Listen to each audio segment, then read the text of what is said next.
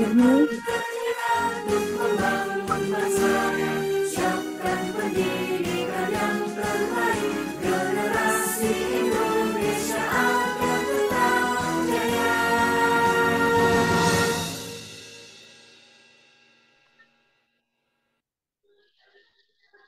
Senyum riang yang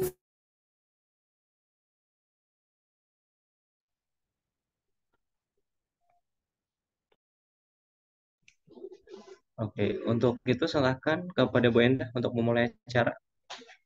Oke. Terima kasih Pak Catur, terima kasih Bapak Ibu yang sudah hadir bersama kita pada malam hari ini. Baik, saya mulai nggih semuanya. Assalamualaikum warahmatullahi wabarakatuh. Salam sejahtera untuk kita semua. Saya ucapkan selamat datang dan selamat malam kepada Bapak Ibu pendidik se-Nusantara yang telah hadir pada hari ini di Temu Pendidik Live di Zoom Komunitas Guru Belajar Nusantara. Semoga kita selalu diberikan kesehatan oleh Allah Subhanahu wa taala. Amin. Baik, sebelum kita mulai, Bapak Ibu dapat menuliskan nama dan asal daerahnya di kolom chat bagi yang telah hadir pada malam hari ini. Saya persilahkan untuk dapat menuliskan nama dan asal daerahnya agar kita bisa saling kenal, nggih, Bapak Ibu. Tentu saja pada malam yang berbahagia ini, sebelumnya izinkan saya memperkenalkan diri sebagai moderator. Saya Endah Permatasari dari Komunitas Guru Belajar Nusantara Jepara. Saya mengajar di SMK Negeri 1 Kedung, Kabupaten Jepara. Dan pada malam hari ini, tentu saja kita tidak sendiri, Bapak Ibu. Kita akan belajar bersama narasumber hebat kita, yaitu Bapak Fikri Muhammad A dari SD Baitur Rahman, Komunitas Guru Belajar Nusantara Tasikmalaya. Nah, pada kesempatan Temu Pendidik Live ini, kita akan belajar mengenai bagaimana membuat murid berdaya melalui pembelajaran yang berpihak pada murid. Jadi Bapak Ibu semua jangan sampai ketinggalan untuk kesempatan pada malam hari ini. Tentu saja program TPL ini merupakan program mingguan Komunitas Guru Belajar Nusantara yang dilaksanakan setiap hari Rabu malam pada pukul 19:15 sampai pukul 20:45 waktu Indonesia bagian Barat. Tentu saja untuk waktu Indonesia Timur dan Indonesia Tengah menyesuaikan Bapak Ibu untuk bisa mengikuti TPL di Rabu malam. Kami sampaikan Bapak Ibu untuk dapat memfollow akun Instagram Komunitas Guru Belajar Nusantara, tentu saja agar tidak ketinggalan berita dari Komunitas Guru Belajar Nusantara, khususnya kegiatan-kegiatan belajar yang menginspirasi di Temu Pendidik Live ini, dan kegiatan-kegiatan belajar lainnya. Nah, Bapak Ibu, di kegiatan TPL ini tujuannya adalah sebagai ruang berbagi praktik baik dari guru se-Nusantara dan sebagai ruang belajar berbagi dari guru untuk guru. Nah, untuk itu Bapak Ibu yang hadir di sini dapat ikut serta mengikuti kegiatan TPL ya. Tentu saja agar mendapatkan manfaat dan tujuan dari kegiatan itu sendiri, yaitu berdampak ya. Tentu saja kita berharap bahwa kegiatan-kegiatan yang kita ikuti ini selalu memberikan dampak yang baik bagi kita, khususnya guru-guru seluruh Nusantara di Indonesia. Nah, Bapak Ibu, saya sampaikan juga untuk dapat share link Zoom ya ke semua grup teman-teman seperjuangan agar kita dapat bersama-sama belajar di malam hari ini.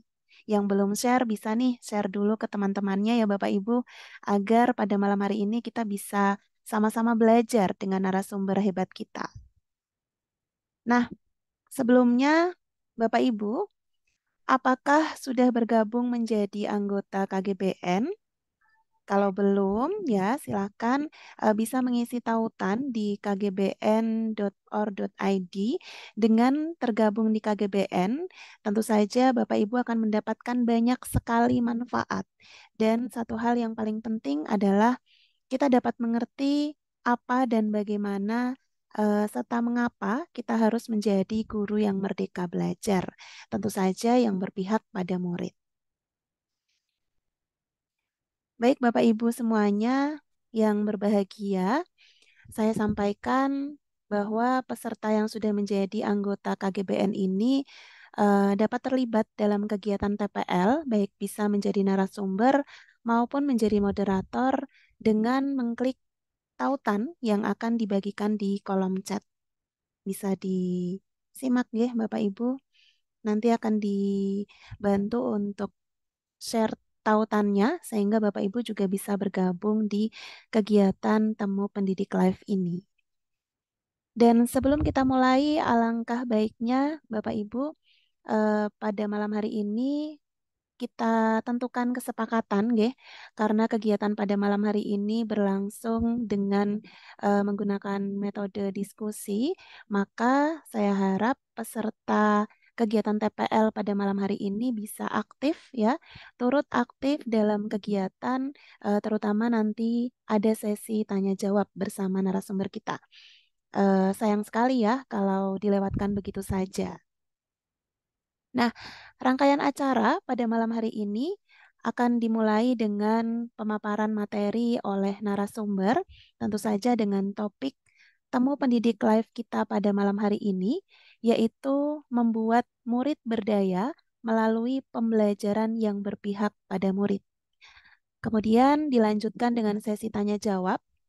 Peserta bisa menuliskan nama, kemudian menyampaikan pertanyaannya di kolom chat maupun YouTube ya.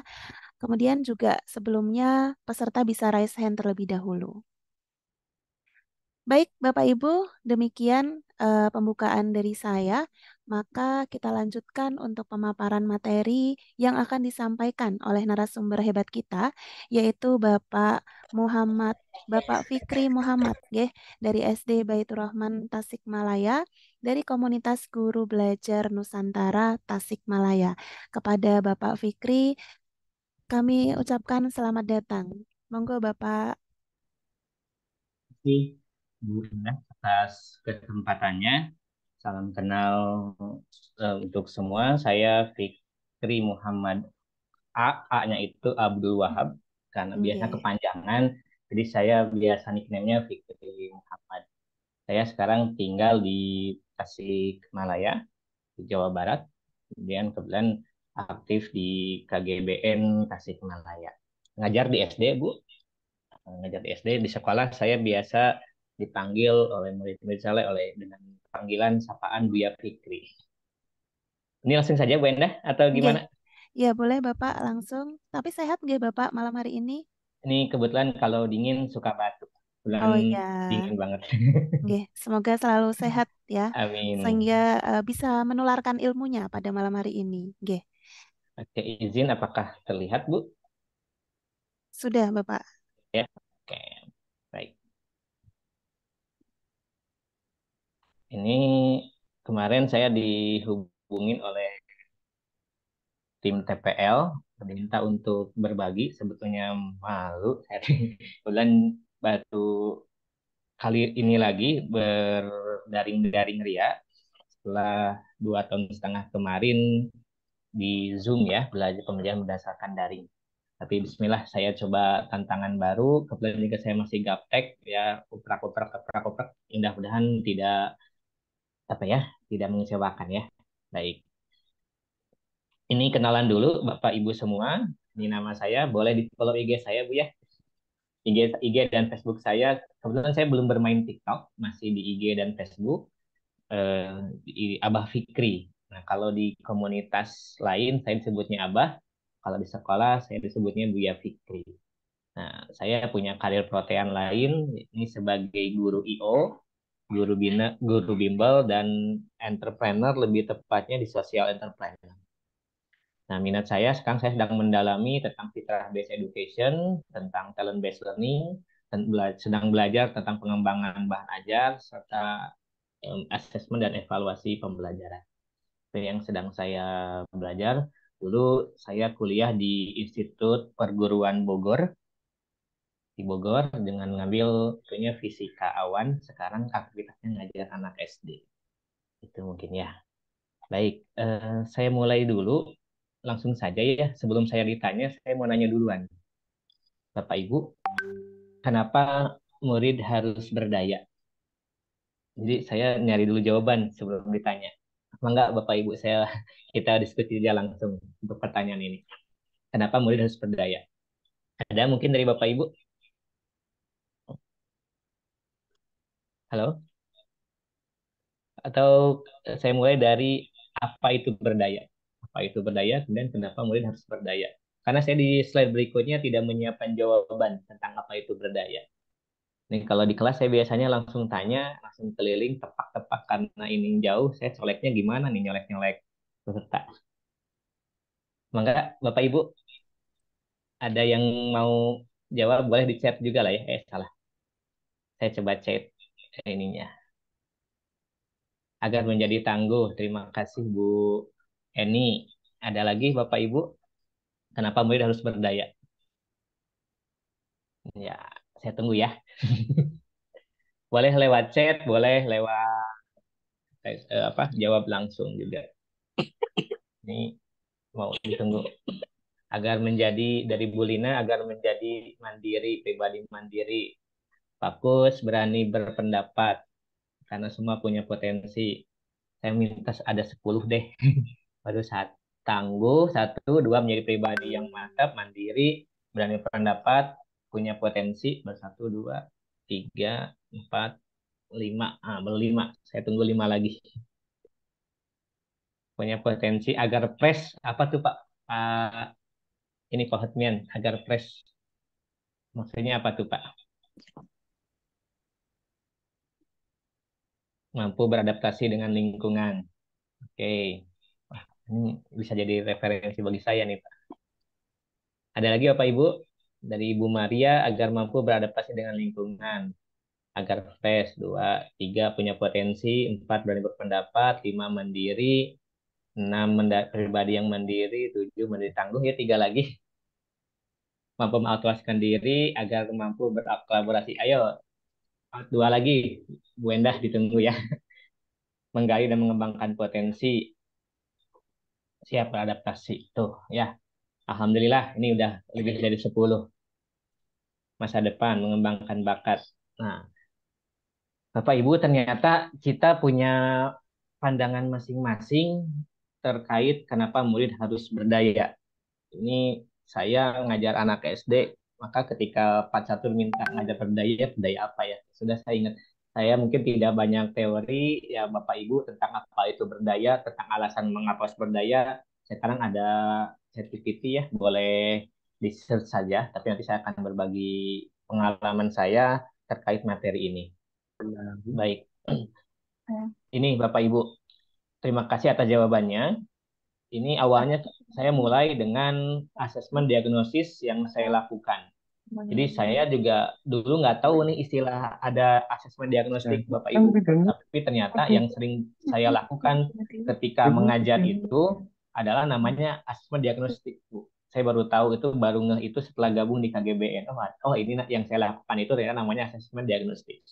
Nah, sebelumnya saya asesmen diagnostik lebih banyak ke yang kognitif saja. Awal kognitif, tidak pernah ke hal yang lain. Cuma setelah gabung di KGBN, setelah ada kurikulum Merdeka, saya coba melakukan asesmen diagnostik. Ini hasil asesmen diagnostik saya di kelas yang saya pegang dari tahun 2001, 2021 sampai 2023. Satu, saya ini anak kelas 5 dan kelas 4 SD ya, Bapak dan Ibu semua. Satu, anak-anak mudah merasa menyerah, khususnya dalam keadaan yang dirasa sulit. Ya, contohnya apa namanya bikin pola batik. Nah, ada beberapa anak nggak serapi temannya itu nangis selesai gitu kan.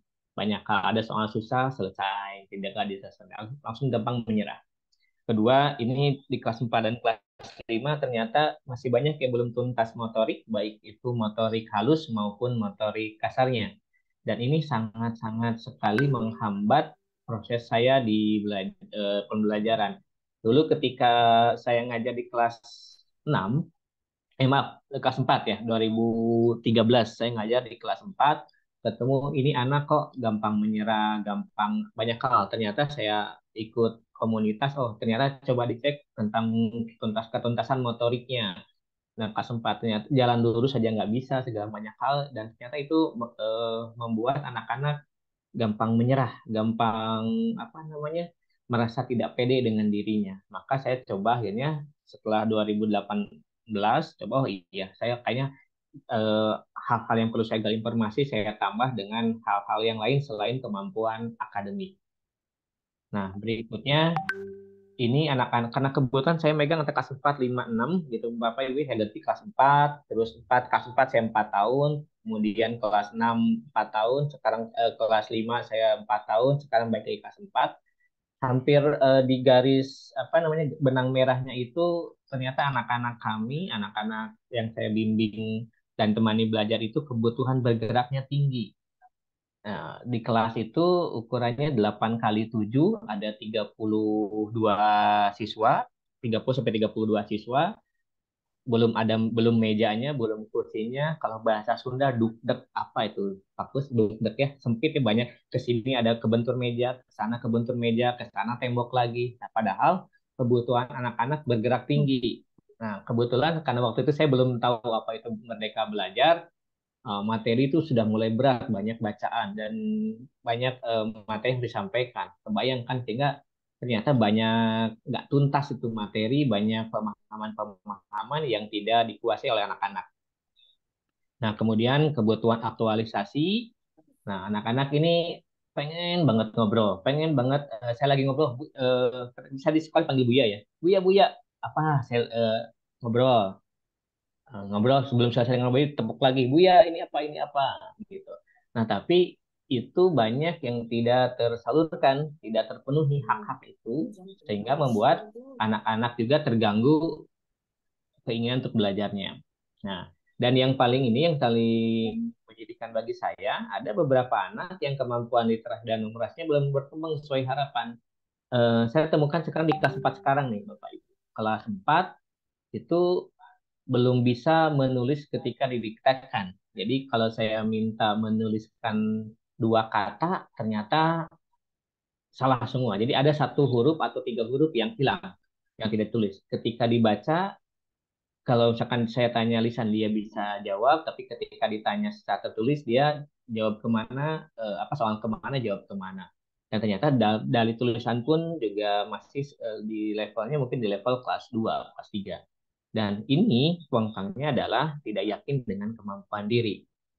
Padahal di sisi lain dari hasil asesmen diagnostik ini, bila saya melihat ke 10 skill yang harus dikuasai pada tahun 2025 ini, perlu hal-hal yang memang saya khawatirkan tentang berpikir analysis thinking gitu, belajar learning apa menyelesaikan pembelajaran yang luar biasa, berpikir kritis, kreatif, kepemimpinan.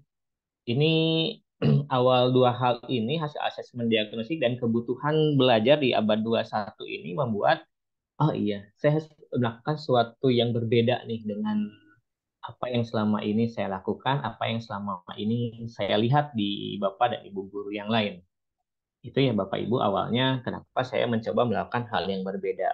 Dan saya dikenal oleh beberapa orang tua itu guru yang sesat karena orang guru yang lain ngajar apa mungkin saya ngajarnya berbeda, orang lain disuruh duduk manis saya anak-anak suruh lari-larian, di kelas lain duduk manis di saya ada yang di bawah meja ada yang itu, dan jarang di kelas saya posisi meja itu rapi, selalu rapi 10 menit 10 menit berikutnya udah berubah posisinya, jadi ya kayak gitulah. Nah makanya eh, ya udah kagok basah tanggung basah. eh, Kalau saya mengejar materi kurikulum yang diharapkan, tapi kemampuan dasar hidupnya tidak bisa, nanti anak-anak akan terganggu belajarnya, akan terganggu proses belajarnya. Nah, itu awal kenapa saya mencoba melakukan pembelajaran yang berbeda dan kemarin saat ikut TPMB, oh ini namanya kegiatan berbasis aktivitas, kegiatan kompetensi. Oh ini namanya pembelajaran berdiferensiasi dan yang lain-lainnya. Saya buat, oh saya ikut, jadi KGBN ini Bapak Ibu. Saya lanjut. Nah, tapi saya sadar diri ketika saya jadi guru, saya tidak punya kemampuan dasar tentang pedagogi. Saya tidak punya kemampuan untuk hal-hal yang lain. Jadi saya tahu kebutuhan murid saya ini, tapi gimana caranya saya harus menyusun program yang dimana itu dapat murid itu pengen berpartisipasi, bisa mengeksplorasi pemikiran mereka, bisa mendorong kreativitas dan kerjasama tim, terus bisa memperkaya pengalaman murid. Itu menyusun program itu Bu ya. Aduh, ini gimana ini materi? Saya harus ngajarin tentang pencernaan makanan, gimana ngajarkannya, anak-anak saya banyak yang tidak paham tentang bacanya. Saya harus mengajarkan fotosintesis, ini anak aja baca saja belum lancar gitu. Tapi materi tetap disampaikan, anak-anak juga tetap berkembang sesuai hidupnya. Ya, saya punya pikiran, punya hal-hal yang lain. Nah, kemudian program saya tantangan berikutnya adalah mengelola waktu. Bapak Ibu, saya di sekolah, kalau di sekolah lain mungkin 21 wali kelas 24 JP sampai 36 tatap muka. Nah, tapi di saya ini saya hanya punya waktu seminggu itu Senin sampai Jumat itu 21 JP untuk menyampaikan muatan kurikulum. Nah, ini juga kayaknya memeras pikiran lagi saat mengelola waktu kayak gimana. Kemudian berikutnya lagi menyusun asesmen untuk pengamatan. Ini saya ngenilainya gimana, yang saya harapkan ini apa gitu. Dan di ini juga di sekolah saya tidak ada jaminan saya akan tetap ngajar di jenjang yang sama. Kemarin saya di kelas 5, tahun ini saya di kelas 4. Sebelumnya di kelas 6. Jarang, bisa jadi saya di kelas 1, di kelas 5 itu tidak ada apa namanya, tidak ada jaminan dari kepala sekolah, karena itu juga tantangan untuk guru agar berkembang. Jadi ini tantangan dalam diri saya. Kemudian ini tantangan hasil asesmen Bapak Ibu. Saya setiap tahun bertemu murid dengan karakteristik yang berbeda. Terus yang ini Bu, hasil asesmen diagnosis ternyata tidak menunjukkan hasil yang sesuai dengan harapan saya sebagai guru. Saya berharapnya murid yang sudah bisa baca, ternyata dapatnya ada murid yang belum bisa baca. Saya mengharap tulisan sudah bisa nulis, ini menulis satu paragraf saja bingung berapa baris hal-hal kayak gitu. Saya berharap enak kan Bu ya, berdoa punya murid yang percaya dirinya tinggi, ternyata lebih banyaknya tidak percaya diri. Dan ini setiap tahun itu apa yang saya harapkan di awal tahun pembelajaran selalu jauh panggang dari api. Jarang apa yang saya harapkan kejadian.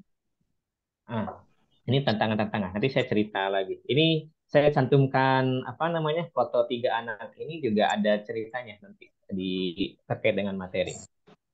Saya lanjut dulu. Nah, kemudian lalu apa yang saya lakukan terhadap tantangan-tantangan ini? Saya tahu kebutuhan murid seperti apa. Saya sudah mendata apa yang harus dilakukan, kegelisahan saya seperti apa, fakta di lapangan seperti apa. Maka saya ini sangat mengoptimalkan asesmen diagnosis. Nah, saya tidak hanya melakukan pembelajaran itu, tidak hanya yang sekarang hanya gaya belajar, saya tidak seperti itu. Asesmen diagnosis itu yang saya lakukan sampai 2 bulan, sampai 2 bulan. Kenapa? Karena saya harus nyucuk, apa tuh nyucuknya? Ngejar. Saya harus ngejar sampai ke wali kelasnya santri dari kelas 1. Kisahnya gimana? Kan yang saya pegang ini dulunya itu full daring, produk daring. Oh, ternyata akar masalahnya itu belum tuntas belajar baca dan menulisnya sampai tulis ya. Kamu wali kelasnya si A, waktu itu siapa, guru kelasnya siapa, belum materinya apa, saya cari. Karena sekarang saya dapat nilai 28, saya berhitung, oh iya, 2 bulan. Maka untuk sekarang saya belum bisa, tanda petik, belum bisa berbuat banyak, paling melakukan asesmen diagnosis dan prosesnya lebih banyak ngobrol, lebih banyak membangun percakapan, lebih banyak mendengar dengan si santri-santri. Belum melakukan pembelajaran-pembelajaran yang sifatnya memberdayakan. Biasanya saya akan itu setelah 2 bulan setengah. Nah, kemarin saya ini lagi happening itu di sekolah itu menulis apa happy note ya. Kalau itu lagi di IG itu banyak happy note. Saya menggunakan happy note itu karena saya tahu anak-anak saya belum apa menulisnya sama jeleknya dengan tulisan saya, Bu, Pak. Jadi kayak masih banyak yang kayak sandi rumput yang tulisannya sudah rapi, paling dari 28 itu hanya 2. Maka saya tidak mengejar konten materi, saya hanya ngobrol diskusi, materi disampaikan, habis itu banyak saya mengejar keterampilan membaca, keterampilan memahami, keterampilan proses sains, sampai keterampilan menulis. Itu yang saya kejar. Jadi ini saya setiap tahun itu karena kelasnya beda-beda, maka saya juga targetan kelasnya tuh beda-beda. Nah, ini mungkin yang dikatakan pembelajaran berdiferensiasi, ya kalau itu ya. Walaupun saya nggak bilang diferensiasi. Waktu kelas 5 angkatan tahun maaf 2021 2022 dengan materi tentang pencernaan makanan saya gabungkan dengan interaksi sosial jadinya tentang jajan hasil-hasil yang lain. Nanti ada gambarnya. Nah, kemudian tadi itu saya lakukan adalah pembelajaran berbasis aktivitas dan kompetensi. Saya termasuk yang jarang menggunakan buku nyuruh dan meminta siswa atau santri saya untuk mengerjakan latihan di buku. Selalu saya bahas bareng. Soal-soal itu saya kasih, oh iya, anak-anak ini cara bacanya kayak gini. Pencernaan, misalkan ada gambar pencernaan, oh ini lambung, lambung untuk apa? Ini gambarnya kayak gini, urutannya kayak gimana, ada apa. Terus kan IPS, tentang interaksi sosial, interaksi kelompok dengan kelompok saya bahas, jadi saya detail cara menganalisa soalnya. Jarang saya meminta siswa untuk mengerjakan soal karena lebih banyaknya aktivitas. Ketika interaksi sosial, saya langsung lihat interaksi siswa dengan yang lain nanti direfleksi di akhir, baru saya tanya. Nah, lalu meminta anak-anak untuk menyimpulkan sendiri. Dan bahkan materinya saya gabungkan dengan pelajaran-pelajaran yang lain. Kenapa? Karena saya hanya punya waktu 21 JP dalam satu minggu, sedangkan materi banyak. Nah, waktu itu di kurikulum 2013 saya sering diintegrasikan antar pelajaran. Ya. Dan yang paling penting adalah ini bisa jadi sebenarnya sering kita lakukan adalah saya memperbanyak waktu bersama murid gitu Bu. Ngapain aja? Jadi kalau Bapak Ibu ikuti IG saya jarang jarang banget ada foto lagi selfie, foto dengan anak-anak. Selalu murid saya yang difoto. Karena apa? Atau juga apa namanya? Ngobrol dengan anak-anak jadi jarang ngobrol di kelas Bu ya jam istirahat ngobrol saya tidak ikut istirahat kenapa karena makanan datang sendiri Bu ke saya ke meja saya di kelas itu datang Buya Buya sini kita ngobrol-ngobrol dengan laki-laki dengan perempuan dengan yang siswa perempuan ngobrol banyak hal gitu dengan cerita anak-anak padahal ceritanya remeh-temeh tentang apa ya tentang kalau kelas 5 kelas 6 itu tentang K-pop Bu saya tentang siapa tuh yang Jin apa tuh yang K-pop lah pokoknya ya terus yang kelas 4 sekarang lebih remeh-temeh lagi gitu Bu tentang kucingnya yang bulunya bagus lah ya saya dengar saja ngobrol saja dengan anak-anak di kelas ini yang saya lakukan.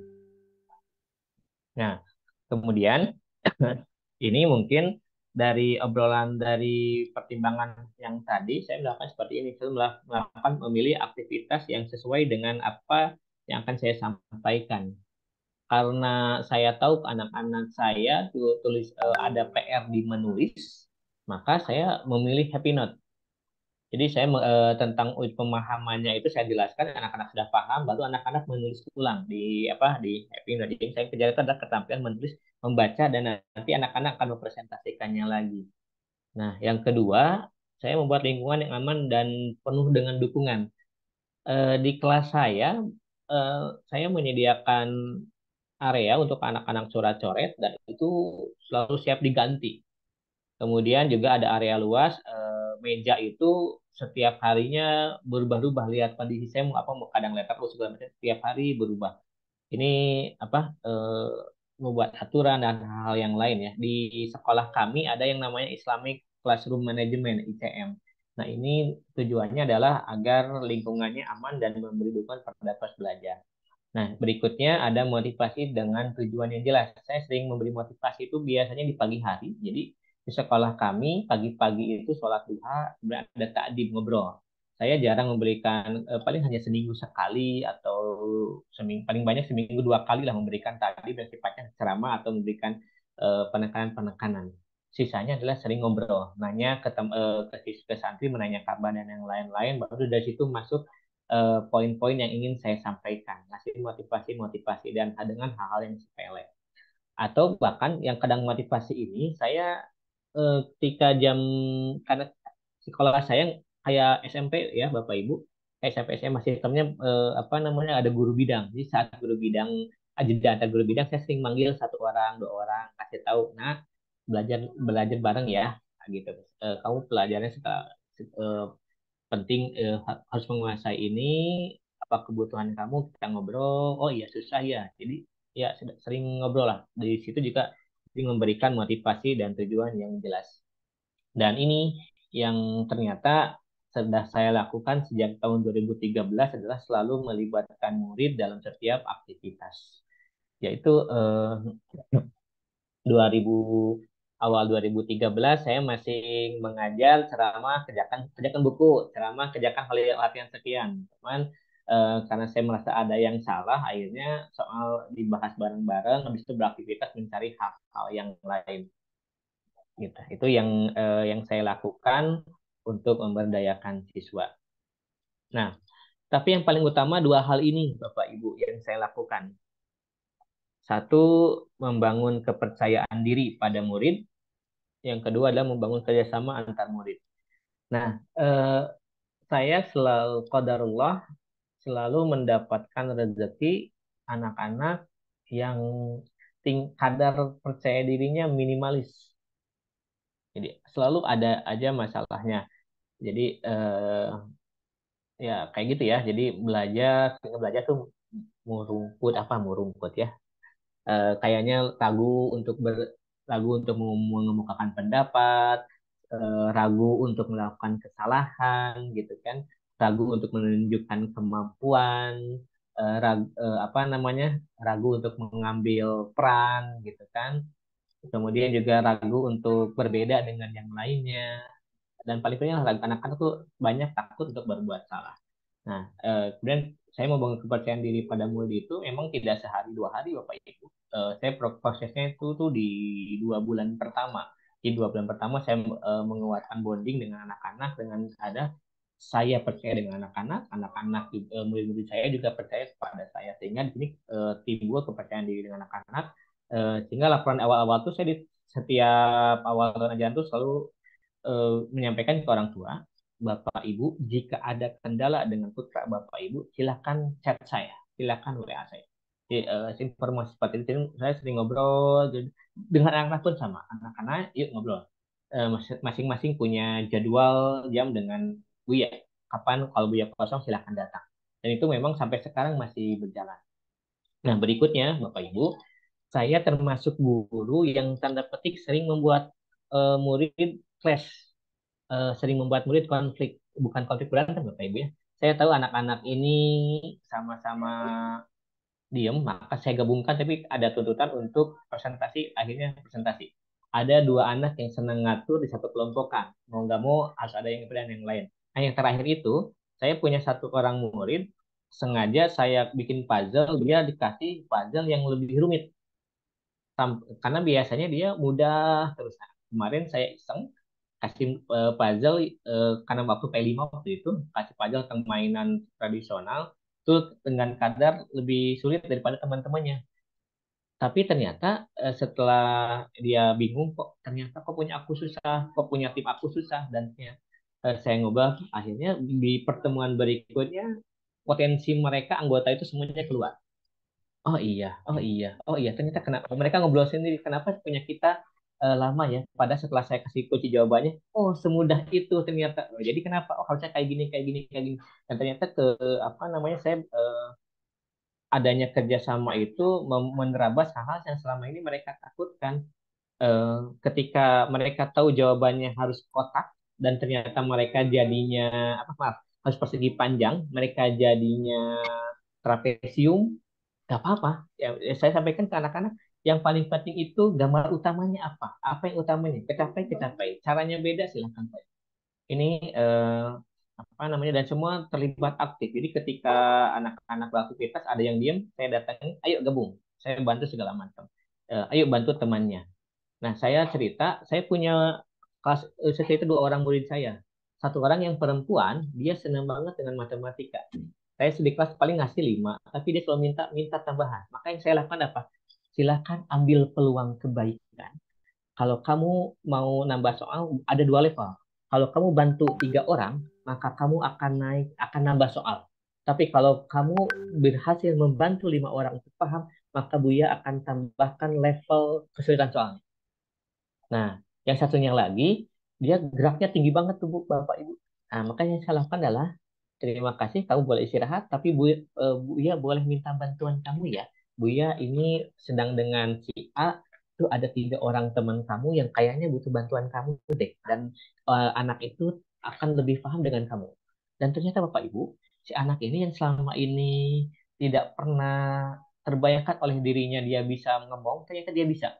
Dan akhirnya ketagihan Bapak Ibu. Dan dia merasa, oh iya ya, saya tuh bisa bermanfaat bagi orang lain. Oh iya, saya tidak perlu apa namanya individualis. Nah, lalu saya juga balik, Bu.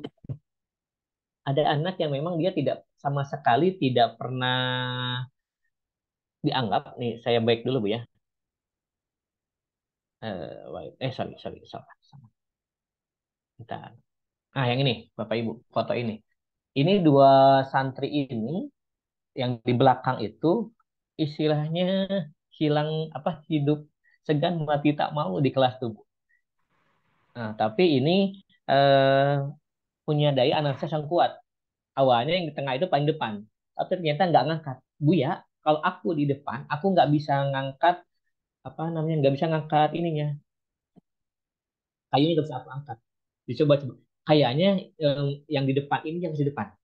Apa yang paling depan si santri yang di depan ini, asalkan paling belakang. Kayak dikesan di ke depan. Ini di hasil analisis mereka berdua, Bapak Ibu. Dan awalnya yang depan ini nggak mau. Wah, dia rasa percaya apa namanya, harga dirinya tinggi banget, dia nggak mau kalah.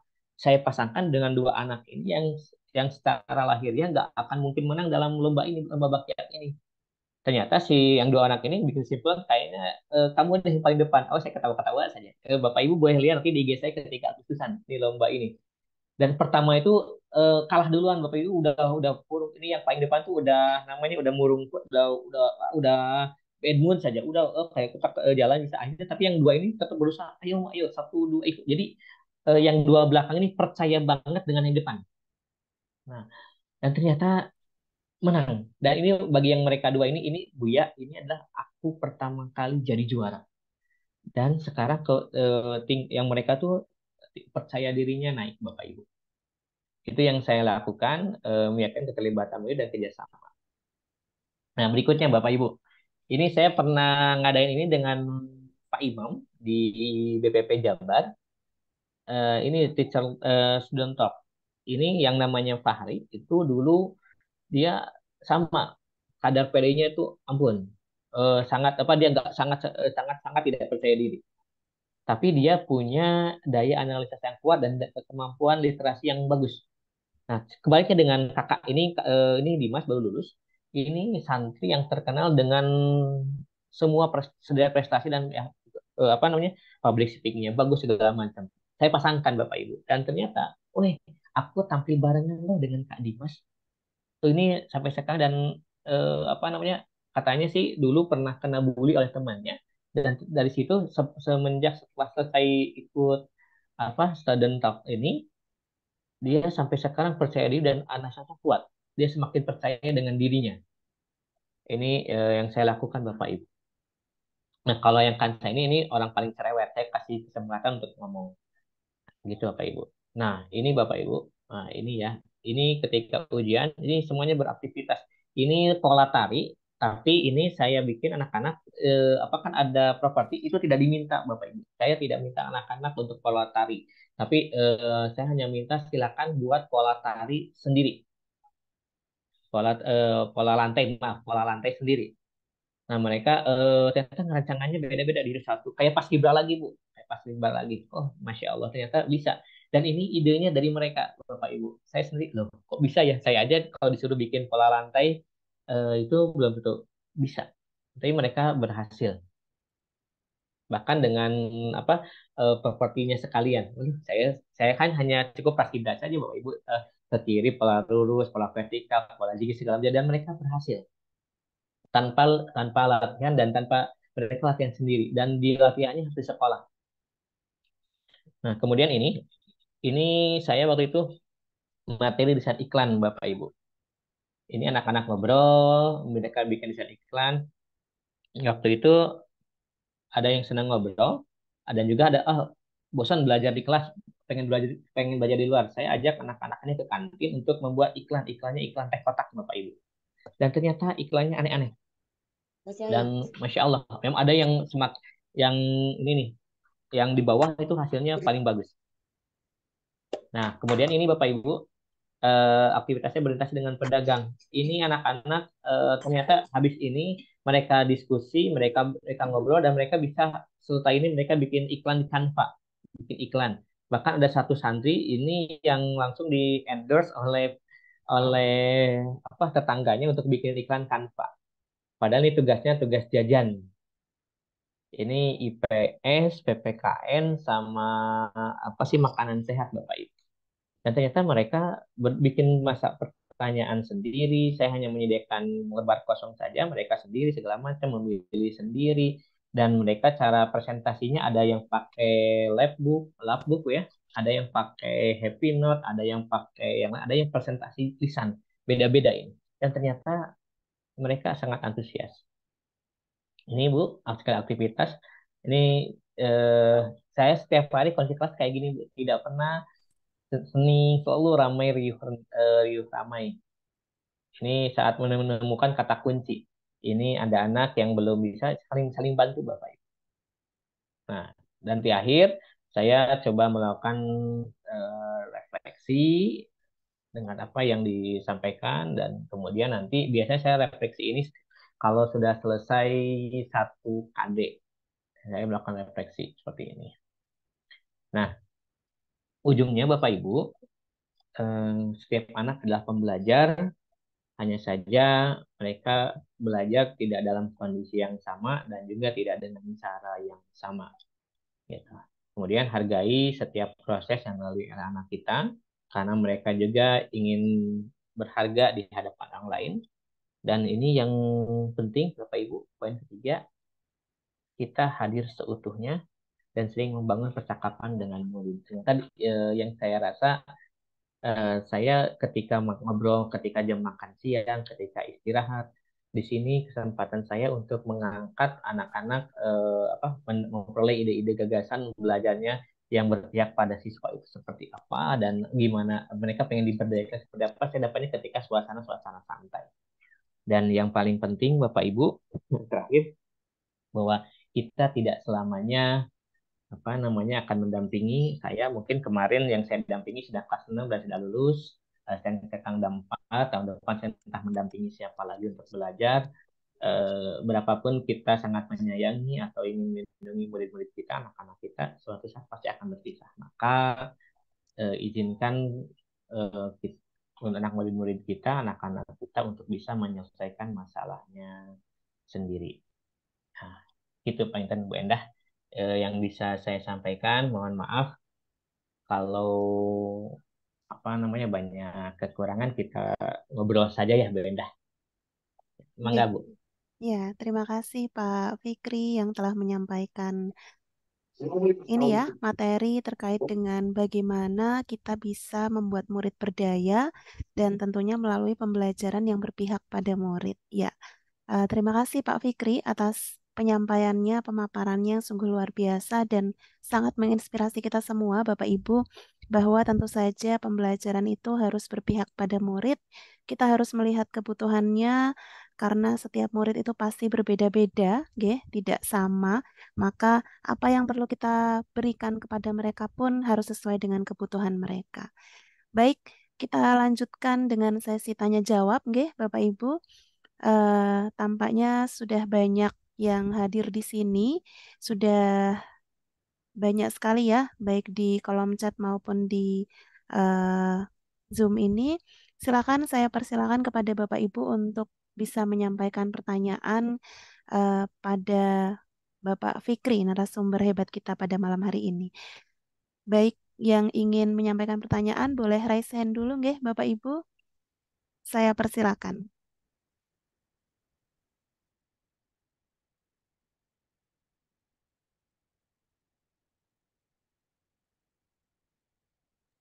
Bapak Ibu bisa lihat nanti bisa di reel IG saya apa yang saya lakukan. Tapi untuk yang kelas 4 sekarang belum banyak yang saya upload ya. Tapi banyak yang beberapa kegiatan sudah saya simpankan, titipkan kenangannya di IG saya. Terima kasih Pak. Nanti bisa share ini akun IG-nya biar bisa diikuti oleh Bapak Ibu yang lain. Oke. Monggo Bapak Ibu. Oh iya, sudah ada satu Bapak dari ini Pak Budi nggih. Saya persilakan. Monggo Bapak.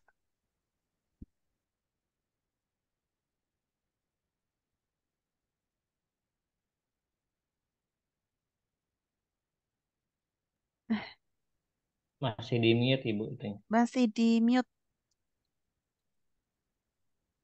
Sebentar. Bisa dinyalakan Bapak mute-nya, Kita mic-nya sudah nggih. Sudah, sudah. sudah. Sudah. Nggih, silakan Makasih Bapak nggih. ya. Siapa Pak Fikri sangat menginspirasi tadi yang disampaikan. Cuman gini, saya mau nanya. Saya kadang berpikir, andai kan semua guru yang ngajar di sekolah itu seperti Pak Fikri, wah luar biasa ini perubahannya. Nah, yang jadi pertanyaan gini, apakah eh, guru-guru yang ada di sekolah itu juga punya cara yang sama dengan yang Pak Fikri sampaikan? Itu yang pertama. Terus tadi sempat disampaikan bahwa eh, Pak Fikri itu untuk mengidentifikasi murid di kelas-kelas sebelumnya kan nanya tuh sama wali kelas sebelumnya dan sebagainya gimana. Nah, ketika bertanya itu apakah tidak menimbulkan apa ya semacam konflik gitu ya? Khawatirnya kan biasanya guru kan berpikir, loh emang kenapa kok nanya? Terus apa yang saya ajarkan apa keliru? Apa bagaimana? Jadi eh, itu bagaimana Pak Fikri menghadapi anggapan seperti itu. Mungkin itu saja dulu. Terima kasih. Nggih, Perkenalkan saya Budi dari KGBN Kediri. nggih dari Kediri ya, Pak. Ya betul. Nggih, Jawa sehat nggih, Timur. Pak? Ya, Makasih. baik, terima kasih pertanyaannya Pak Budi. Mau langsung dijawab Pak Fikri atau Eh, eh, Ibu maaf tadi yang pertanyaan pertama ya Bu, tadi sempat nge-lag di sini. nggih, nggih. Pertanyaan pertama tadi saya ulangi ya, Pak. Apakah guru-guru yang di sekolah Pak Fikri ini juga punya cara yang sama untuk memberikan materi atau seperti Pak Fikri tadi nggih ke murid-muridnya? Ya, Nggih. baik. Saya izin langsung jawab saja ya Bu ya. Pertanyaan pertama enggak, belum, bukan enggak ya, belum.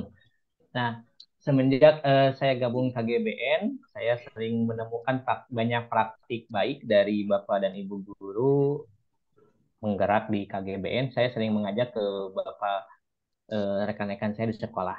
Nah, enggak itu maksudnya tidak semua, karena memang terkait dengan pengalaman dan yang lain-lain. Tapi ini sudah jadi kegelisahan dan mulai tahun ini Bapak Ibu, saya membuka waktu setiap Senin pulang sekolah itu dari jam karena kami sampai pukul 14. Jadi dari pukul 14.15 sampai pukul 15.30 saya menyediakan waktu untuk ruang diskusi dengan teman-teman guru di sekolah saya untuk ngobrol.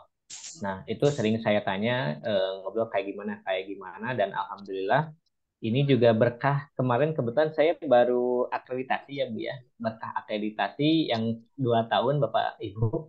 Yang pertama itu dipending setahun, kemudian setahun kemudian. Nah di momen akreditasi ini saya manfaatkan untuk berbagi praktik baik, untuk mengajak guru-guru untuk melakukan refleksi. Sehingga adalah sekarang di YouTube sekolah kami ada tentang refleksi guru-guru.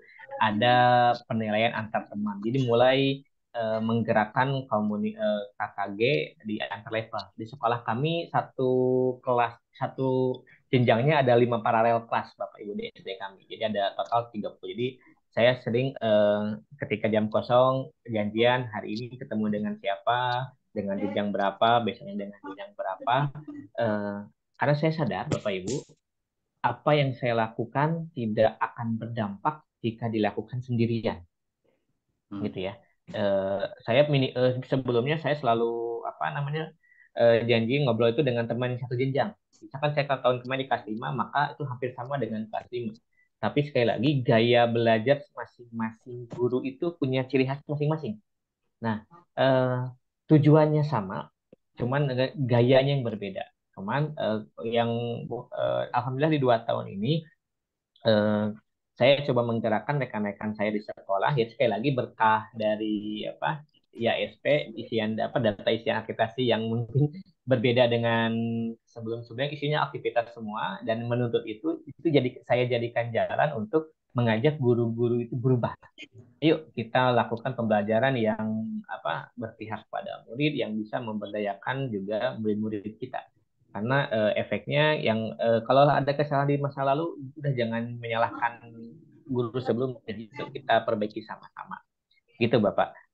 Dan alhamdulillah sekarang mulai kerasa, bahkan saya sendiri apa namanya sering dibandingkan, kok Buya Fikri sekarang enggak ya, enggak seperti dulu lagi ya. Ternyata bukan saya enggak, tapi beberapa teman saya yang lari.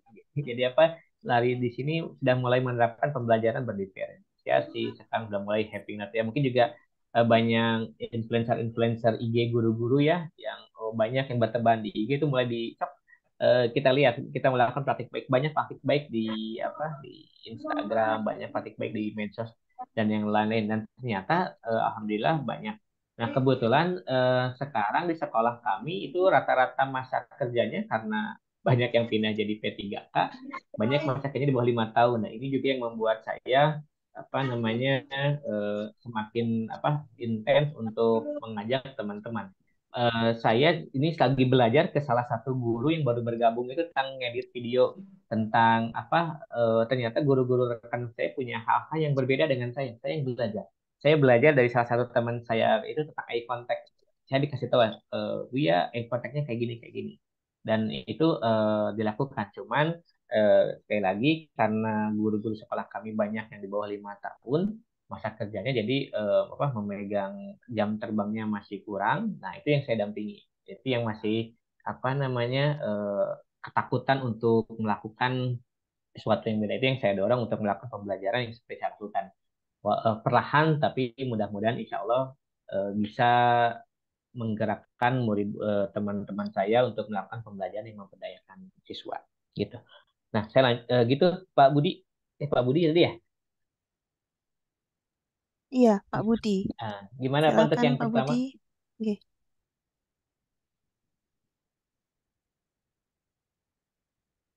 Oke, baik deh. Saya lanjut ke yang kedua aja, Bu ya. Iya, iya, Pak Nah, Budinya belum muncul ter- lagi, Pak. Oke.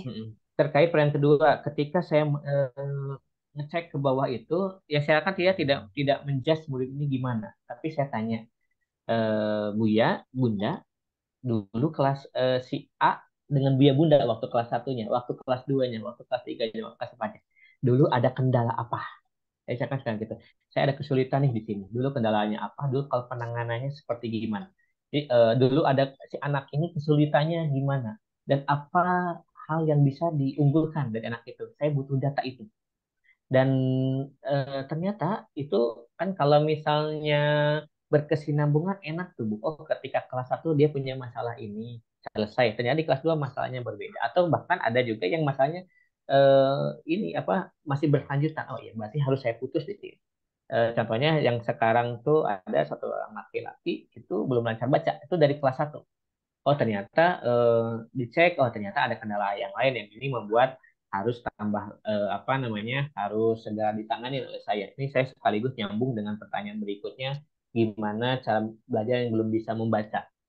Nah, anak ini belum bisa lancar membaca. Kalau bisa membaca, kalau membaca kata dia sudah bisa, membaca kalimat dia sudah bisa, tapi dia baru bisa baca itu di akhir kelas 3 dan baru bisa baca satu paragraf, tapi belum paham, belum bisa nulis. Jadi saya lakukan, saya ulang lagi, saya kembali lagi ke pelajaran kelas 1, saya tanya ke guru kelas satunya, Pak, Bu, gimana sih cara ngajarin baca? Nah itu, makanya saya tanya ke guru kelas 1, oh dulu kayak gini, saya ikutin. Ini anak dulu waktu kelas 1, waktu kelas 2, kelas 3-nya, gimana cara ngajarin baca dan gimana caranya biar enak ngajarin. Jadi saya sampaikan, saya tidak dalam rangka membuat Bapak Ibu Buya Bunda ini ada merasa feeling guilty, enggak. Tapi saya butuh data biar saya bisa bantu anak ini. Kasihan di kelas 4 materi bacaannya banyak tapi dia membaca satu paragraf itu udah ngos-ngosan. Dia tidak paham apa yang dia baca. Nah, ini saya dapat. Nah, kemudian yang saya lakukan, saya baca, silakan baca satu paragraf atau dua kalimat, saya tanya. Kemudian saya tanya setting, oh coba tolong cari kata ini. Kemudian saya akan cari kata fotosintesis, fotosintesis. Ada pengertian segala macam itu yang saya lakukan. Anak suruh baca, saya bacakan dulu, saya Buya bacakan, Buya kasih contoh ya. Ini cara bacanya. Saya kasih contoh karena anak juga bacanya masih belum intro segala macam. Jadi saya kasih contoh dulu cara baca seperti apa. Oke, bisa silakan diulang. Dan kemudian diulang, anak itu ngulang dua. Saya tidak banyak-banyak. Sekarang masih awalnya satu kalimat, Bu. Sekarang sudah naik ke tiga kalimat sekarang. Karena udah 3 minggu, jadi udah 3 kalimat. Apa ini? Jadi yang dia kata, misalkan Budi pergi ke pasar. Saya tanya, siapa yang dibicarain? Budi. Budi lagi ngapain? Pergi ke pasar. Untuk kira-kira kalau pergi ke pasar dengan apa? Yang penting kalau ada gambar ini kira-kira untuk apa? Nah, akhirnya dia bisa baca sendiri, walaupun sekarang sudah minimal baru bisa baca satu paragraf. Nah, kebetulan di sekolah kami soalnya tipikal penilaian hariannya tipikalnya model AKM. Jadi berupa teks, bacanya seperti itu. Jadi kan memudahkan. Tapi untuk dia, Bapak Ibu, di kami ketika ulangan harian, saya ada 2 orang yang belum bisa baca. Soalnya saya bedakan, Bapak Ibu. Yang soal saya baca itu dia mencari kata.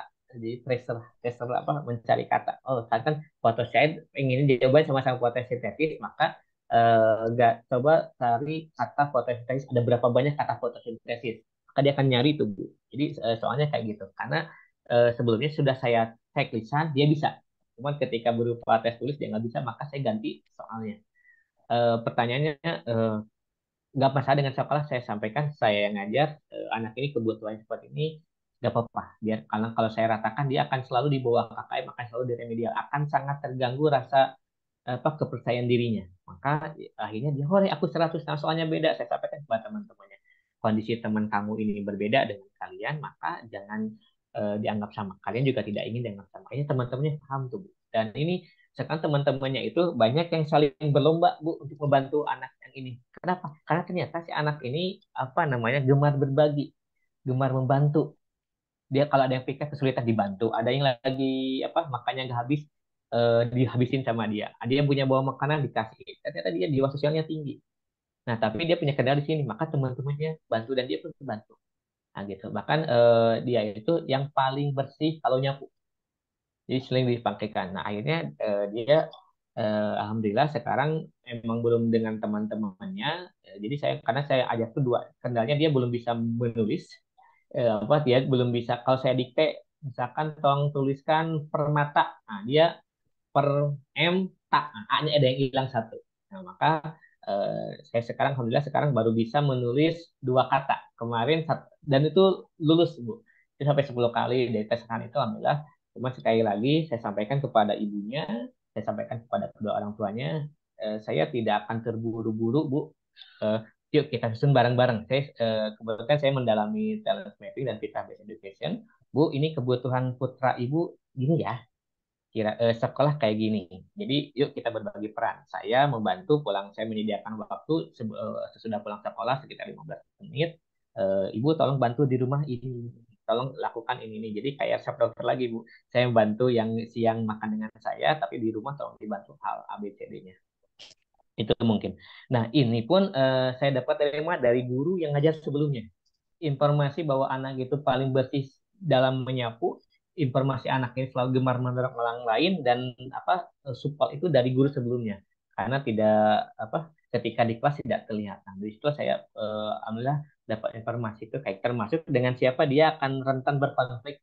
Gitu. Jadi gangguan noise apa dalam pembelajaran itu saya dapat dari guru-guru sebelumnya. Alhamdulillah selama ini belum, alhamdulillah Allah jaga saya sehingga tidak membuat guru yang saya tanya itu merasa bersalah, tapi merasa oh iya ya saya ternyata masih dianggap nih. Jadi saya juga mengajarkan kepada rekan-rekan saya lain, meskipun saya sudah tidak ngajar murid yang namanya A, tapi dia tetap murid saya. Jadi saya harus pantau dia perkembangannya. Jadi bagi ini juga saya sampaikan, tidak ada apa namanya, ya jangan merasa setelah selesai 1 tahun ajaran kita ganti murid baru, murid lama kita lupakan. Kita masih punya tanggung jawab untuk mengawal keberhasilan atau perkembangan murid kita yang pernah kita ajar. Gitu mungkin. Oke, itu mungkin Ibu Nggih. untuk Iya, pertanyaan Charlie dan yang di chat. Kayaknya bisa ada lagi ya Bu ya? iya. Pertanyaan dari Pak Budi tadi ya sama Pak Muklis Nasution, nggih. Mungkin Pak Hmm. Budi belum masuk lagi, Pak. Nanti mungkin kalau Ya. sudah bisa di ini.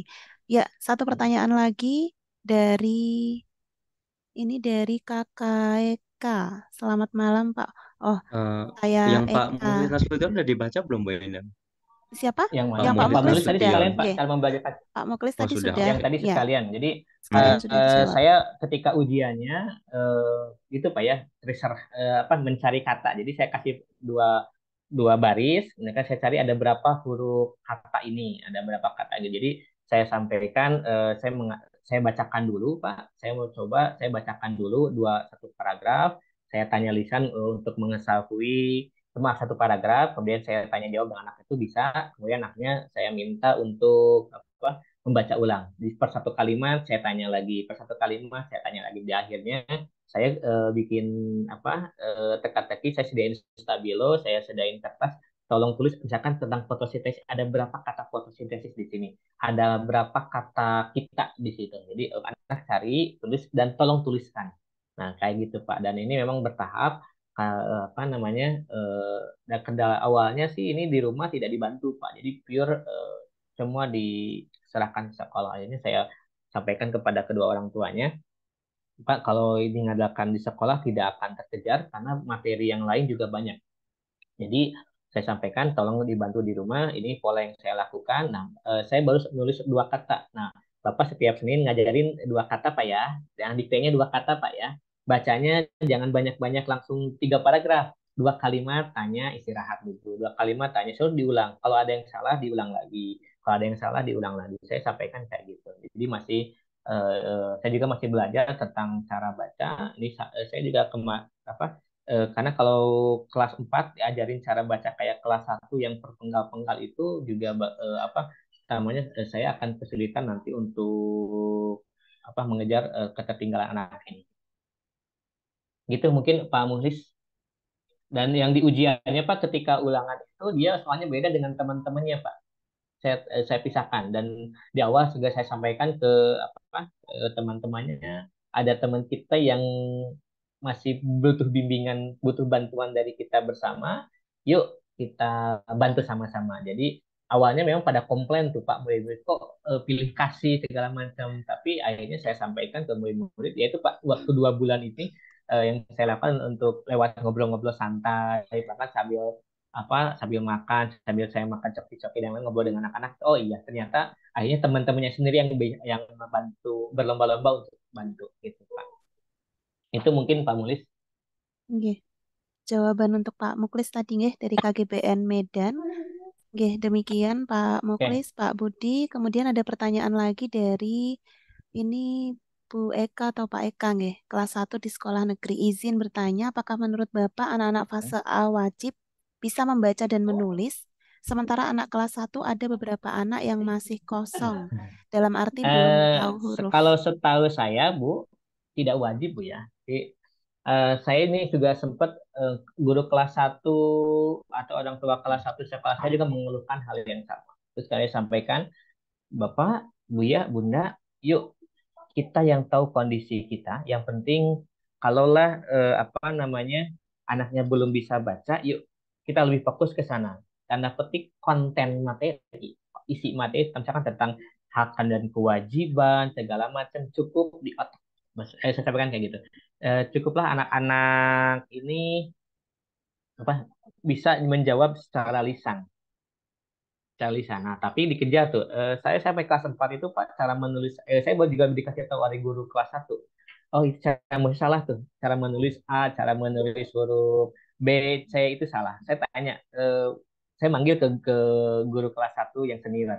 Bunda, maaf, ini saya merasa ada yang salah. Coba tolong liatin anak ini cara nulisnya ya, diperhatikan tuh. Oh iya Bu ya, ini salahnya kayak gini. Jadi saya juga tidak paham Pak ya, gimana cara mengajarkan apa menulis segala macam. Cuman saya sampaikan tadi ini harusnya kayak gimana? Oh harusnya kayak gini dari atas ke bawah segala macam. Saya diajarin oleh guru teman saya. Oh iya, saya selesaikan. Nah, saya balik lagi ke kelas 1 dan kelas 1 sekarang materi itu udah banyak Pak. ada pelajaran mati dari buku paket Pak ya. Itu orang tua, aduh baru juga bisa masuk 3 bulan dikasih materi udah banyak ini. Saya sampaikan ke Bapak Ibu, orang tua, ayah bunda, bahwa materi ini adalah untuk konsumsi orang tua, untuk anak-anak nanti bertahap dari mulai dari kata itu mencari huruf vokalnya, mencari huruf konsonannya, mengisi kata yang ruang itu bertahap. Jadi saya sampaikan ke Buya Bunda guru kelas 1 itu, yuk karena anak-anak ini sudah kita amanahkan bersama kita di sekolah ini, yuk kita all out. Maka tanda petik simpan dulu konten untuk anak kelas 1 kelas 2. Sekira-kira nih berdasarkan pengalaman selama 3 bulan bisa ngejar sampai mana dengan banyaknya rutinitas aktivitas sekolah. Jadi bertahap, apalagi di kami ini Bu guru kelas Ibu hanya punya 21 JP per minggu. Mungkin Ibu kalau di sekolah negeri lebih banyak waktu luang untuk ngajar ke situ. Jadi saya menyampaikan apa sih yang paling penting harus diselesaikan di kelas 1 dan 2 di fase A. Maka jawabannya adalah bisa membaca, bisa menulis. Bukan punten tidak bisa apa tidak mesti bisa paham apa itu arti fotosintesis, apa itu arti perubahan itu dan yang lain. Tapi intinya adalah anak paham apa yang bisa dibaca dan bisa baca dan menulis. Itu yang saya tekankan kepada rekan-rekan saya gitu. Jadi yuk kita sederhanakan lagi. Di situ makanya pentingnya apa namanya sebentar saya izin saya screen dulu.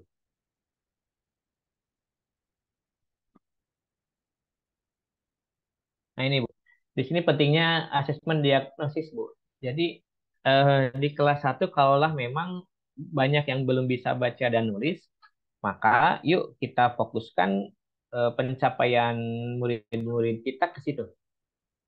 Eh, Artinya sama seperti dokter, kalau dosisnya hanya 500 jam, hanya 500 ya jangan dikasih 1.000 nanti apa overdosis kayak gitu kan.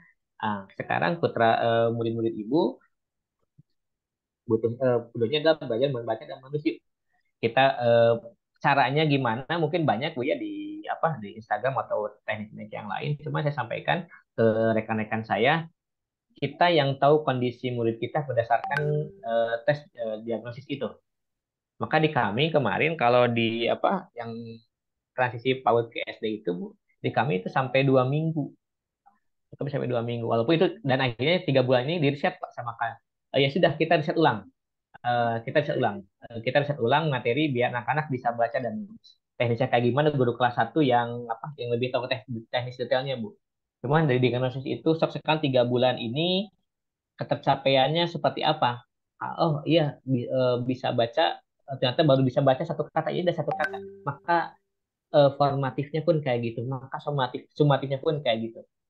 Kebetulan saya editor soal di sekolah saya Pak, jadi ada pernah tuh kelas 1 itu ada sampai 4 baris saya kembalikan. Buya Bunda mohon maaf, ini anak-anak kita baru belajar baca dan nulis, jadi jangan kayak gini, cukup tarik garis ada gambar, cukup mengisi kata yang huruf yang rumpang dan yang lain, bertahap lah. Dan atau juga menulisnya bertanya apa menulis segala macam. Mungkin nanti mudah-mudahan ada waktu saya kebetulan tidak megang soalnya. Nanti saya contohkan soal kelas 1 itu Bu, tarik garis, kemudian yang membaca dan bahkan hampir semua pelajaran itu isinya baca nulis, tidak ada yang sifatnya misalkan sebutkan nama malaikat, tuliskan nama malaikat, tidak ada Bu. Jadi malaikat ini yang tugasnya mencabut nyawa Jibril, maka yang itu ada huruf vokalnya I, maka anak-anak cukup mengisi I. Nah, kayak gitu yang kami lakukan dan itu diferensiasinya kayak gitu. Dan pembelajarannya pun disesuaikan dengan kondisi anak-anaknya, Bu. Itu mungkin Bu ya. Ini juga ternyata ada dari Pak Ipong Pristian, nggih. Ini Masya Allah, izin ini bagus sharing, Bu. nggih. Pakai spin baca, Pak. Mm-mm. Temu pendiri live itu dari Iya Bu. Kota Waringin Ini Barat. juga ini Bu ya bantu teman berdaya ini Bu. Ini izin share juga Pak, saya sharekan ke apa ke teman-teman rekan saya di kelas 1 yang support temannya yang belum baca. Insya Allah. Ini juga saya yang kalau yang di kelas 4 ini saya dibantu oleh 5 orang, Bu. Karena dan semuanya laki-laki, Bu. Kemudian di saya yang belum sebanyak laki-laki. Jadi yang bantunya teman-teman laki-laki. Kenapa? Mereka mereka tahu kalau pengen dapet tiket main bola di kelas atau di selasar, harus bantu temannya, harus berbuat kebaikan. Dan rata-rata berbuat kebaikan yang paling mudah itu adalah ngajarin menemani temannya membaca atau ngediktain atau menemani belajar. Ya, Bu. Itu mungkin Iya, Ibu yang bisa saya sampaikan. iya Pak. Bagus sekali ya. Ini apa namanya bisa menginspirasi Bapak Ibu yang ingin mengajarkan murid-muridnya bagaimana membaca atau mungkin ada kendala-kendala yang dialami di kelasnya masing-masing. Kalau tadi sudah ditanyakan oleh Pak Budi bagaimana dengan tanggapan nggih, Bapak Ibu guru yang lain, kemudian bagaimana cara mengajak untuk bisa seperti Pak Fikri, lalu bagaimana dengan yang belum membaca, kemudian di kelas 1 ya, sama tadi ada masukan juga dari Pak Ipung menggunakan spin baca. Ini bisa digunakan oleh Bapak Ibu semua. Lalu ada satu lagi, Pak, dari Pak Catur, nggih. Ini kadang ada murid yang egois ketika dimintai tolong untuk membantu temannya belajar, Pak. Atau murid yang lebih pintar tidak mau gabung dengan anak yang belum pintar. Itu bagaimana dan apa yang pernah dilakukan oleh Pak Fikri?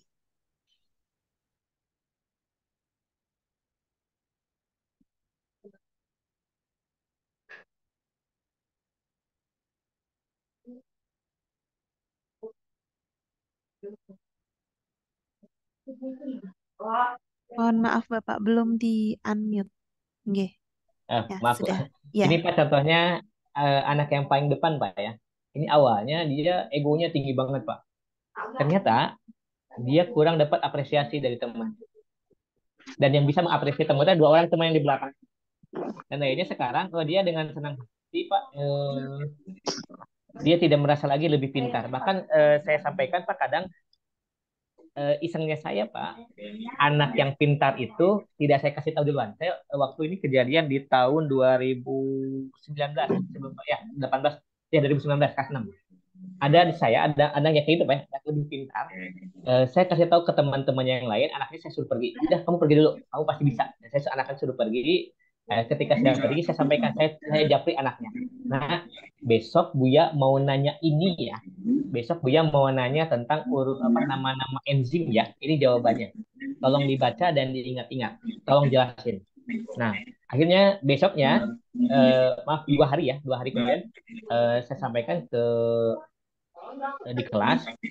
Oke, hari ini saya tanya ke yang lain seperti biasa, saya sampaikan tentang enzim tentang pencernaan waktu itu di kelas 5 dan kelas 6 waktu itu juga mau ke anak-anak dia nggak bisa jawab. Jadi saya tanya, ini ada pertanyaan A, B, C. Coba ada yang bisa jawab. Dia angkat tangan seperti biasa dan jawabannya kurang tepat.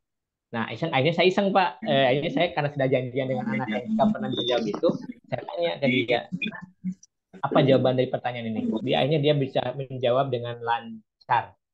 Karena dia persiapannya 2 hari untuk ngapalin apa 2 kalimat. Dia kaget loh, kok dia bisa baca? Dia baca dulu sebelumnya. Artinya dia belajar dulu. Kamu apakah belajar dulu? Iya, saya belajar dulu. Nah, kamu belajar dulu enggak? Akhirnya dia sejak itu dia sadar. Nah, untuk yang ini pun Mas ini sama Bapak Ibu ternyata yang ngerasa kurang dari dia adalah diapresiasinya Pak. Ternyata selama ini dia tuh apa kalau bahasa talent mapping itu achiever-nya tinggi. Tapi ternyata dia punya bakat lain, pengen diakui keberadaannya bahwa dia itu pintar, bahwa dia itu berguna.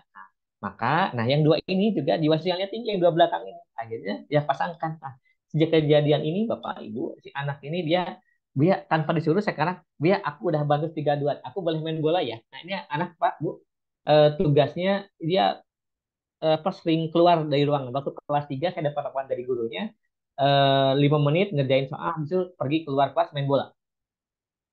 Nah, sama saya tugas kamu pagi-pagi ini ada buku tabungan, Buya kasih di waktu 2 menit, tolong storekan ke TU, 2 menit kamu sampai ke kelas lagi.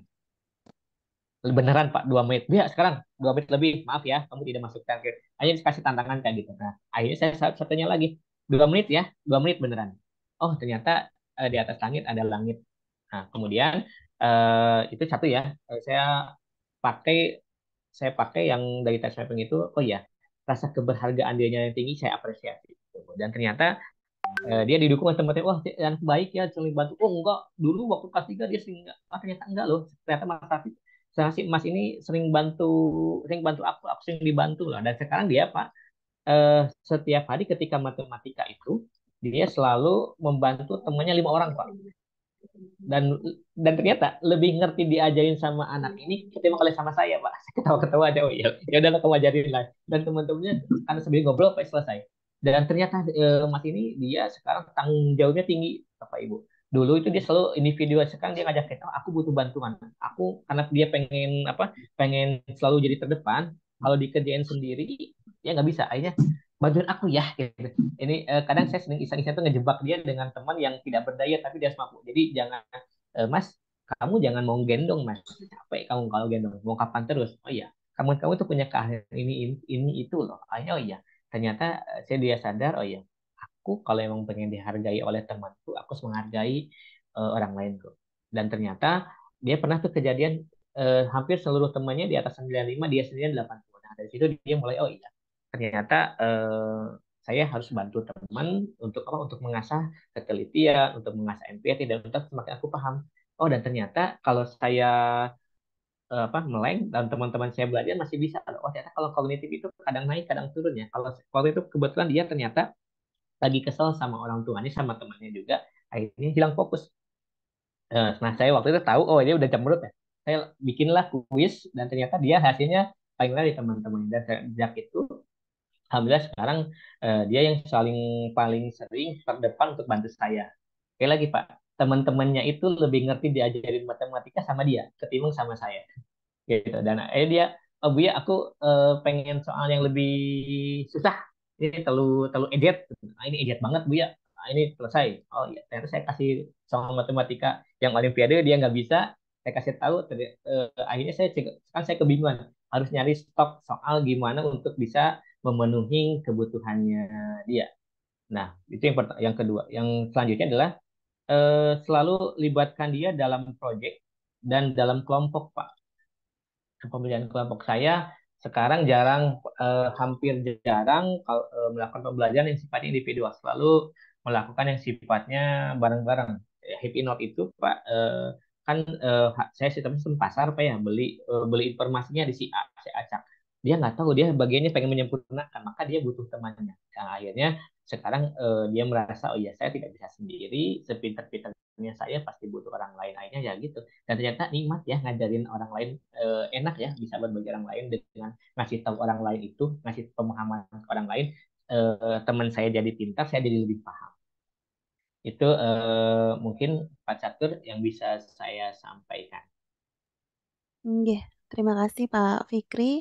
Begitu Pak Catur yang bisa disampaikan oleh Pak Fikri, nggih.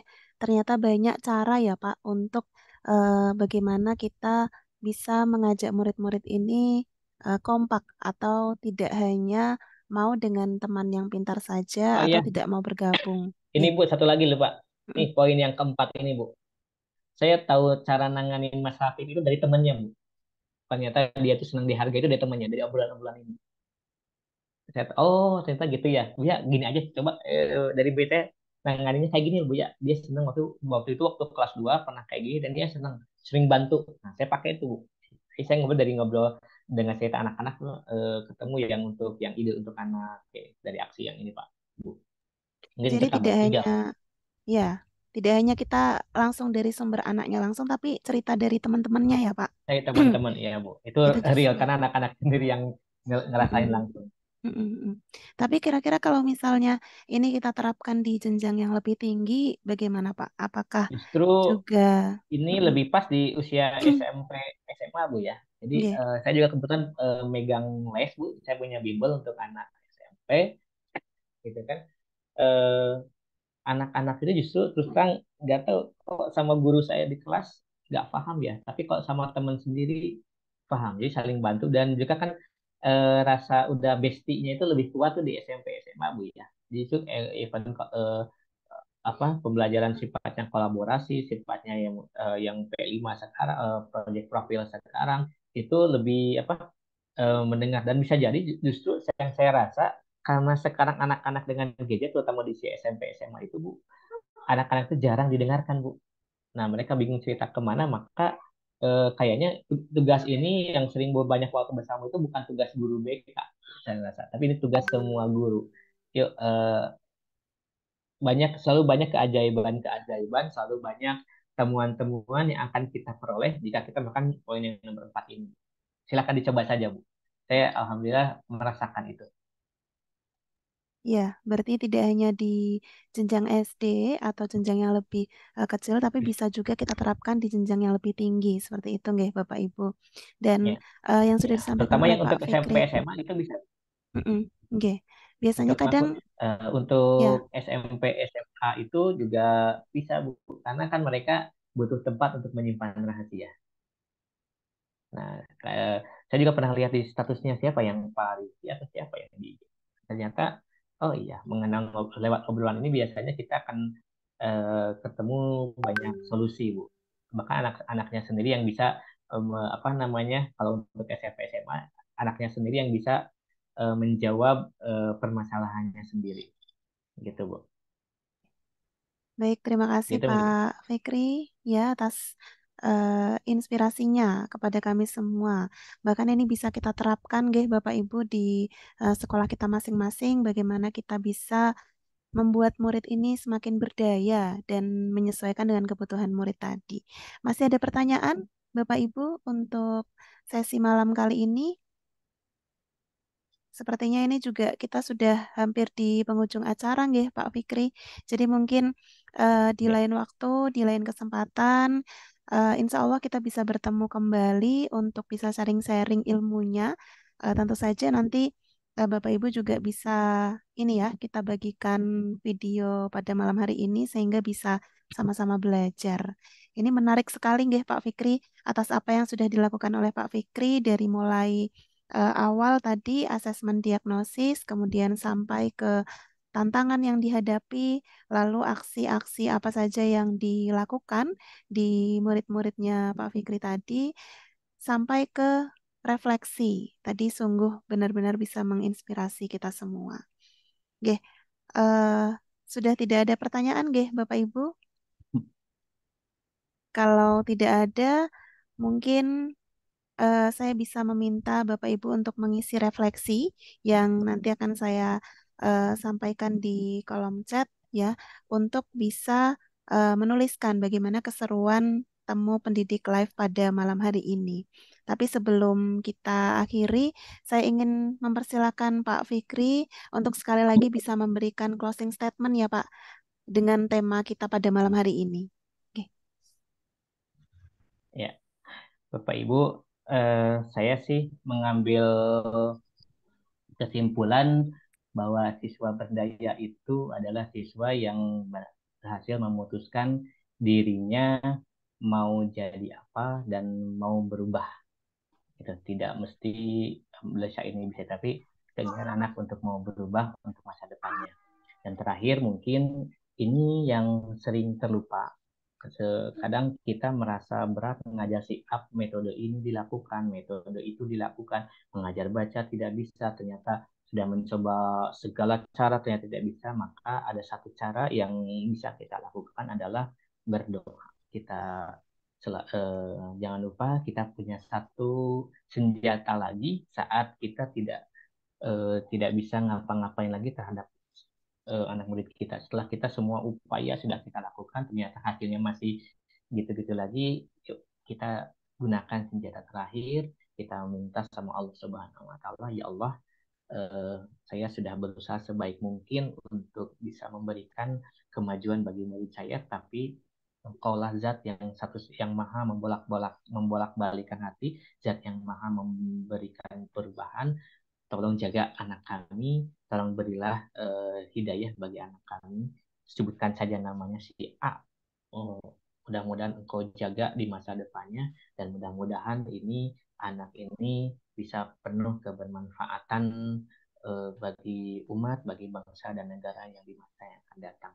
Ini mungkin yang saya dapat dari guru saya bahwa sekuat apapun kita kalau Allah tidak menghendaki maka tidak akan berubah murid kita. Jadi yuk gunakan senjata terakhir ini tentu kita mendoakan anak kita suatu kewajiban, tapi jangan lupa eh, tambahkan sekarang doa untuk murid-murid kita. Bisa jadi eh, kita baik, mari tidak lain, tapi memang belum waktunya anak-anak ini untuk bisa berkembang dengan kita.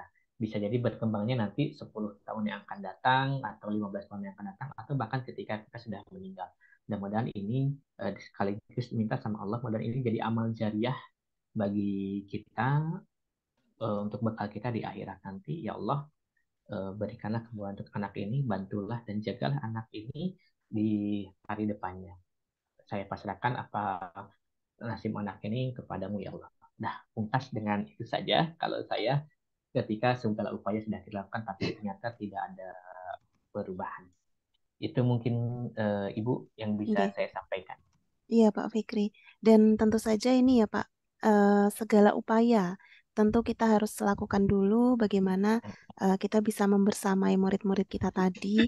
Jangan langsung eh, pasrah begitu saja dengan tidak melakukan apa-apa, hanya tidak mau berusaha, nggih, tidak mau berusaha untuk Betul. memperbaiki, dan mungkin dari kitanya sendiri yang harus introspeksi diri setiap hari, apa yang sudah kita berikan kepada murid kita, seperti itu, nggih, Pak.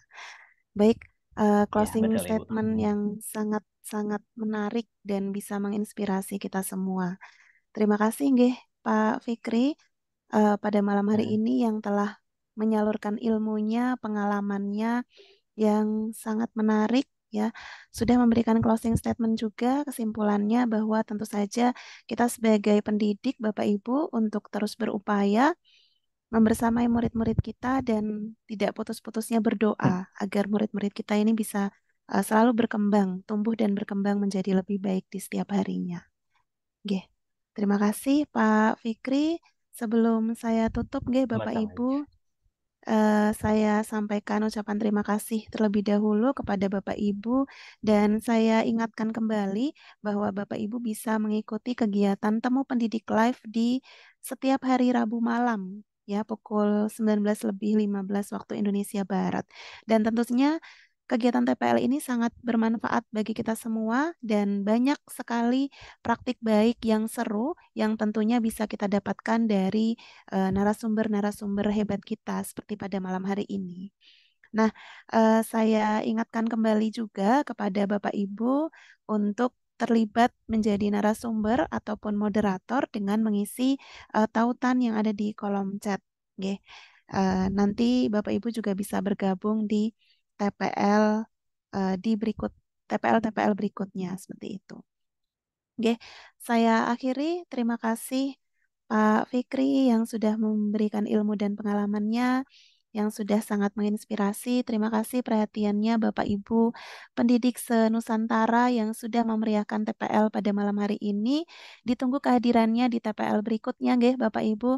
Dan tidak eh, mari kita bersama-sama untuk berupaya memberdayakan murid kita dan tentunya melihat kebutuhan murid, bagaimana kita berupaya untuk terus memperbaiki diri, bisa memberikan yang terbaik untuk murid-murid kita, seperti itu.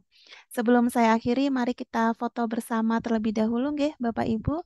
Bisa open dulu kameranya, kita foto bersama.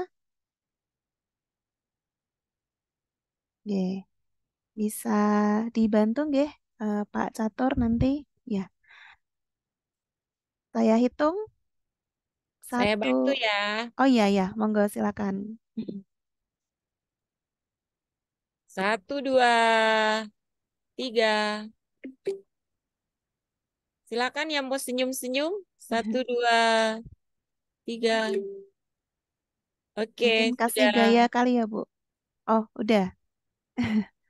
Baik. Oh, mau lagi ya ganti Yes. gaya? Ya, Silakan. ya, ya. Mau jempol. 1, 2, 3. Oke, makasih. Baik, terima kasih Bu sudah dibantu. Terima kasih kami ucapkan sekali lagi kepada narasumber kita, Bapak Fikri dari KGBN Tasikmalaya. Semoga apa yang sudah disampaikan tadi bisa memberikan dampak dan manfaat bagi kita semua. Kami Berdoa semoga Pak Fikri selalu diberikan kesehatan dan selalu diberikan kebahagiaan dalam membersamai murid-murid. Dan tentu saja Bapak Ibu guru yang ada di sini ya selalu diberikan kesehatan, kebahagiaan untuk selalu terus tumbuh dan berkembang bersama murid-murid kita tentunya. Saya akhiri. Terima kasih Bapak Ibu. Mohon maaf apabila ada salah kata dalam memandu. Terima kasih atas perhatian Bapak Ibu semua. Wassalamualaikum warahmatullahi wabarakatuh. Waalaikumsalam warahmatullahi wabarakatuh. Ya, Bapak Ibu boleh untuk live ya. Dan Bu Endah juga terima kasih udah menjadi moderator untuk malam hari ini. Dan buat Pak Fikri yang udah mau juga